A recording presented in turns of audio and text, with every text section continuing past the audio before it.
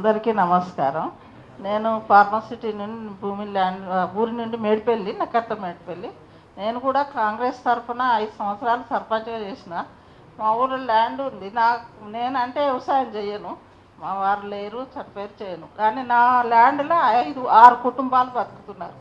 ఇప్పుడు ఫార్మసిటీ వచ్చింది, మాకు కేసు వేసిన స్టే ఉంది. కానీ ఇప్పుడు నేనంటే ఎట్లా అట్లా బతుకుతాను, అన్ని కుటుంబాలు భూమి లేని ఎట్లా బతుకుతారని మాకు అదే బాధ ఉంది. అప్పుడు అమ్మదలుచుకుంటే అమ్ముదు, భూమి పెద్దలు సంపాదించిన భూమి అమ్ముకొని 16 లక్షలు ఇస్తే ఏమొస్తుంది మనకు?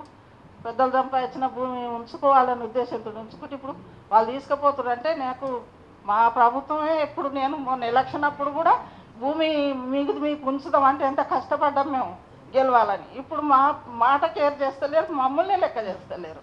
మా భూమి కూడా పోయి బతిలాడినా ఇది చేస్తలేరు, వచ్చి కడిలేసి కబ్జా తీసుకుంటారు. అదే బాధ అనిపిస్తుంది.